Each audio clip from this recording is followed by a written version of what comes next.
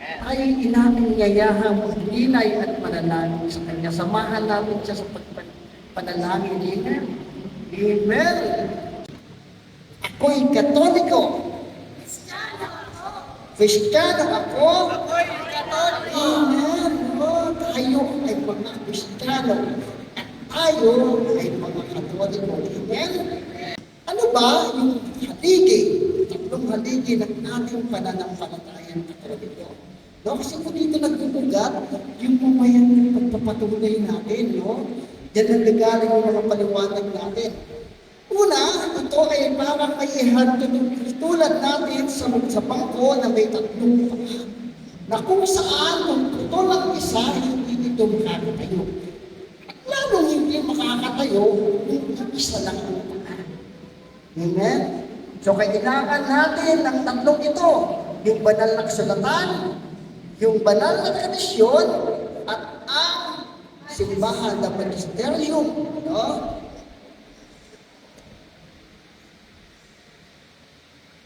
Ayun.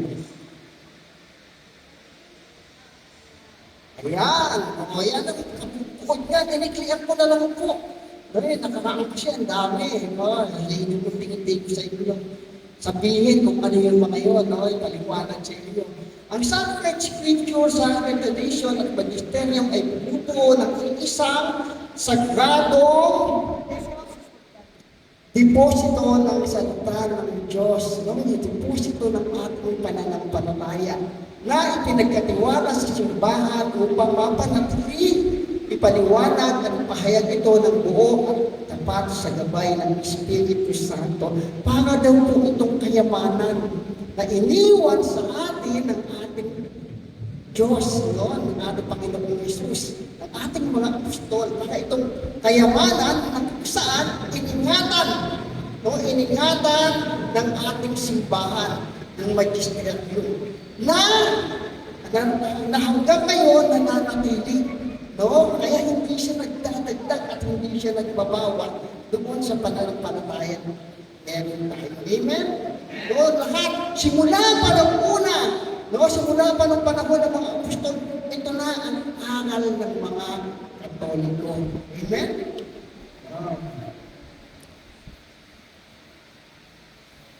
Mapapansin po natin sa mga gospel, no, papasok na po tayo sa ating mga gospel, ng mga nakaraan ay tungkol sa inkarnasyon. Ano ba yung inkarnasyon? No? Ang inkarnasyon ay iba sa reincarnation. No? Ang reincarnation kasi ay yan ay practice ng mga yung mga Buddhism. Na kung saan, kung ibis ka ngayon, unti-unti mag-reincarnate ka, magiging dagat ka, magiging aso ka, magiging tao ka. No? Ang inkarnasyon ay kay Kristo lamang. Ano ba ibig sabihin doon?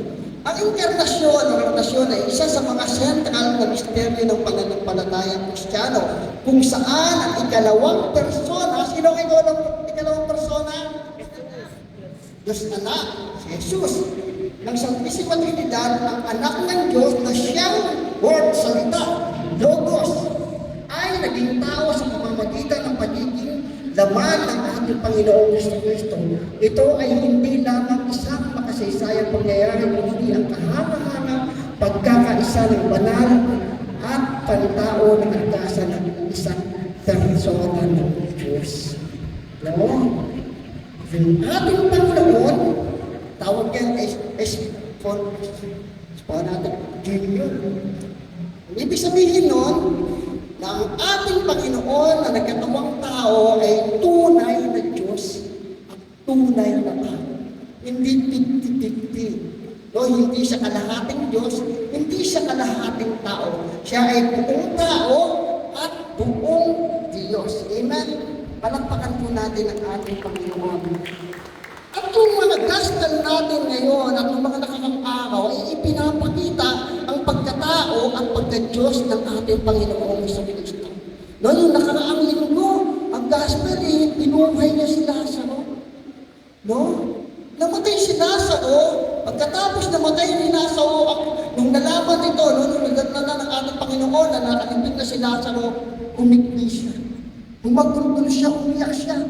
Ayun, ay bilang tao. Kasi namatay na kaibigan niya.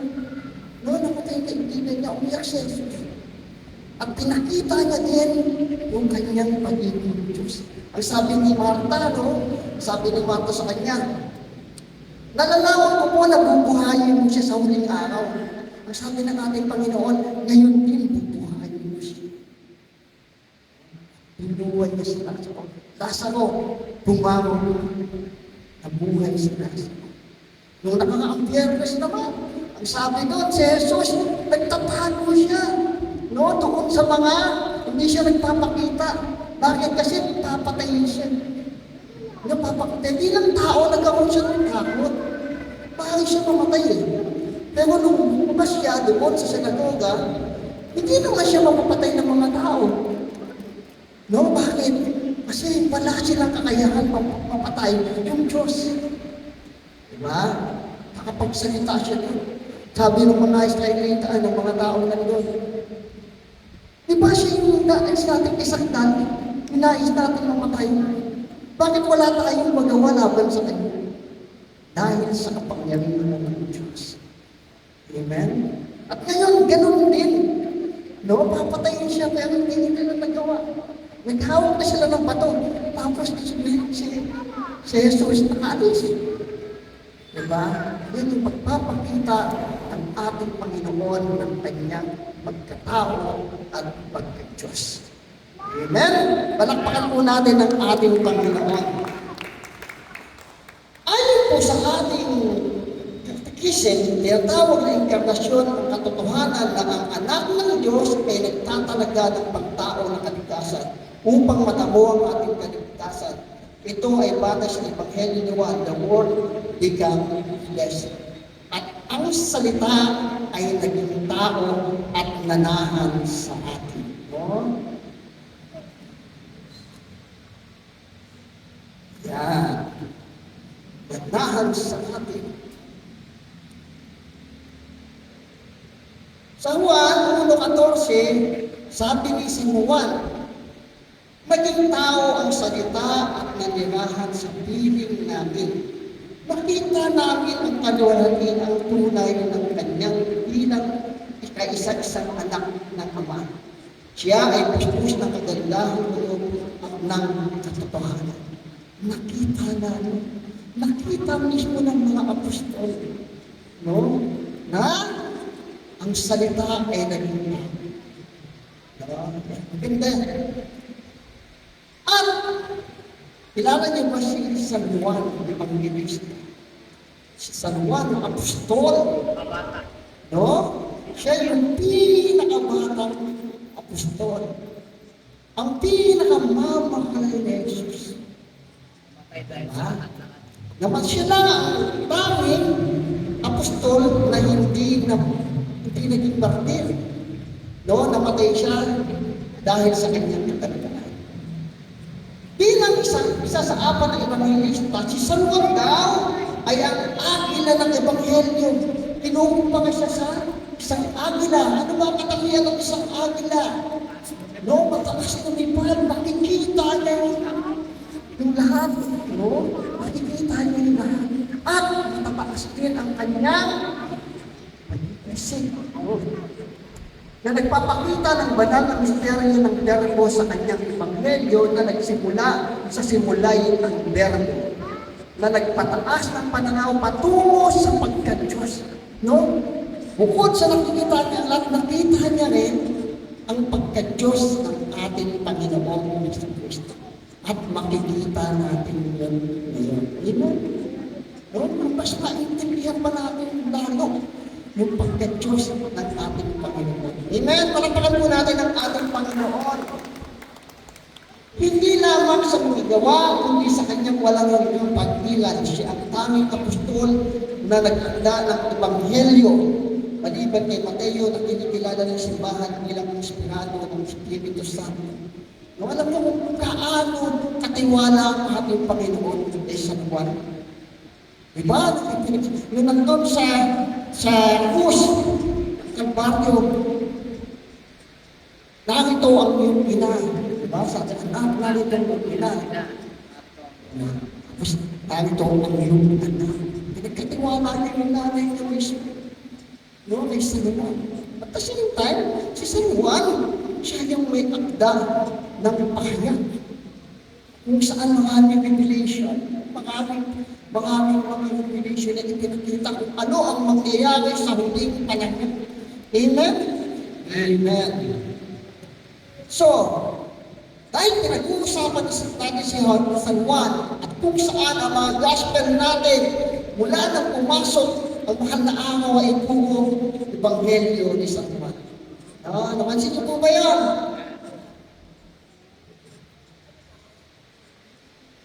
Titignan muna natin yung gospel natin ngayon. Ang sabi niya, ang sabi niya kay Abraham, mas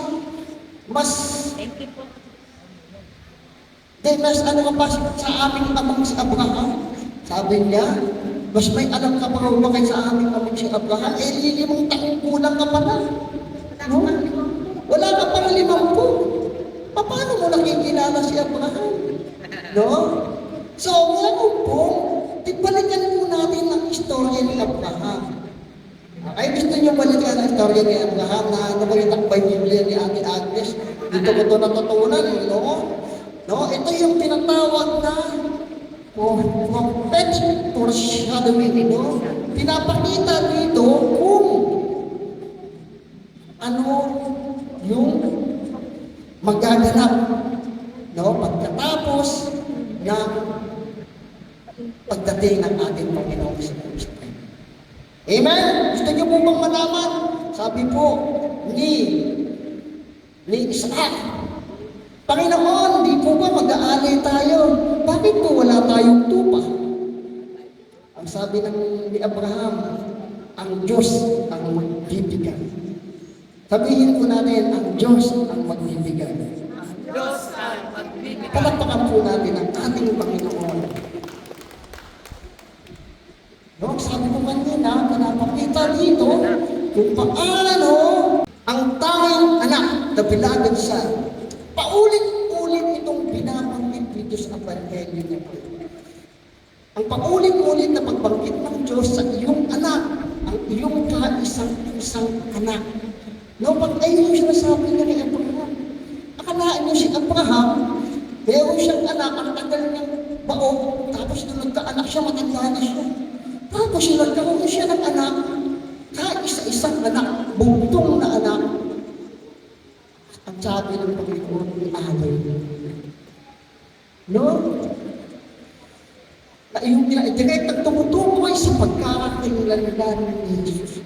Parang katulad ng ating Panginoon Jesus. Kaisa-isang anak ng Diyos. Diba?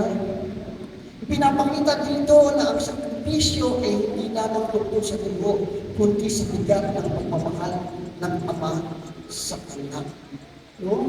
Sipin niyo yun, pareho. No? Wika ng Diyos, yung anak, iyong bugtong na anak na minamahal. Pareho yung paglalarawan ng Diyos kay Isaac at kay Jesus. Amen? Tapos, ang kahoy at ang krus. Doon sa Ebanghelyo, hindi po bibi, hindi po bata sa Isaac. Meron na siyang isip, malaki na siya. Bumubuhat na siya ng mga kahoy na gagawang pagkato. No? Para doon sa atay. Dala-dala niya. Parang katulad ng ating Panginoon. No? Habang pag-medyo ni Isaac, mga siya sa bundok. No? Ano yung porsyado yun? Yung ating Panginoong Kristo, bitbit ang kahoy na krus, paakyat sa bundok. Bahala kayo dyan.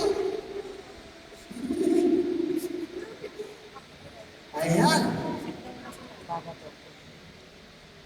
Napasan ang sarili niya Diyos patutukan para ipinapakita nito ang biktima ay hindi pinilit kundi kusang loob na lumakan tungo sa altar ng sakripisyo. Hindi pinilit. No, si Abraham, alam niya si Isaac, alam niya walang iaalay. Noong hindi siya pinilit na umakyat ng bedi ng ating Panginoong Kristo, alam niya na siya yung alay. Siya yung iaalay. Pero patuloy siyang umakyat doon sa bundok hanggang doon sa taktak. Amen. Amen. Palapakan po natin ang ating Panginoon. Kumuha niya yung istorya ni Abraham. Tapos, ang propesiya ng Kordero, the prophecy of the Lamb, nagsabihin ni Abraham na ang Diyos ang magkakalob ng Kordero. Gumamit siya ng hinaharap na panahon. Noong future, ang Diyos yung magbibigay. Alam niyo mo na, pero gumamit siya ng future tense. Sabi niya, ang Diyos ang magbibigay. Ang paglitaw ng isang tupa, tapos nagkaroon ng tupa. Meron siya na nakulong tupa. O ram sa halip na kordero. Ano ba yung pagkakaiba ng ram at kordero? Parehong tupa lang yun. Ano? Ano ang pagkakaiba? Ang ram ay isang matured na lupa. Mahaba na yung mga sulay. Samantalang ang kordero, siya yung walang kapintasan. Malinis, bata, lalaking tupa. No? Which is nagre-represent kay Jesus. Sa halip na kordero ay nag-iwan ng isang patlang sa kasaysayan na magulan lamang ni Juan Bautista pagkalipas ng libong taon. Narito ang kordero ng Diyos. No, siya yun. Masyado yun. Kasi hindi pa panahon para kanyang alay ng kordero. No? Alay ang kordero. Mangyayari yun sa panahon ng ating Panginoong Kristo. Amen. Palakpakan po natin ang ating Panginoon. Ang bundok ng Moriah. Moriah kami po yan. Mariah Carey.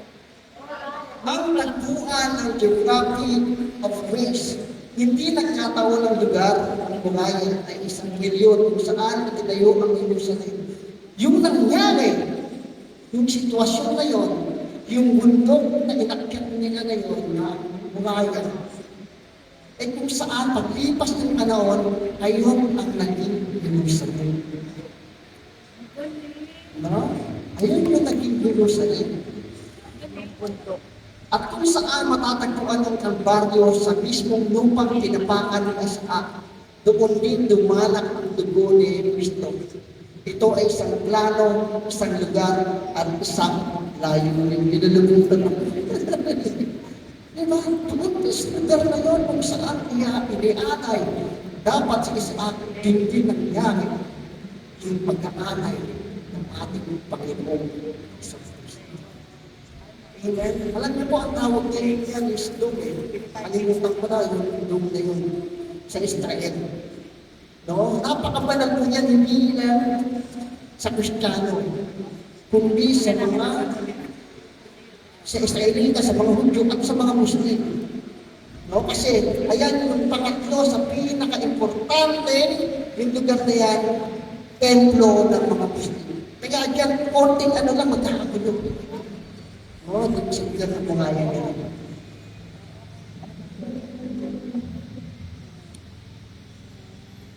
Next, ang halimpinan na substitution.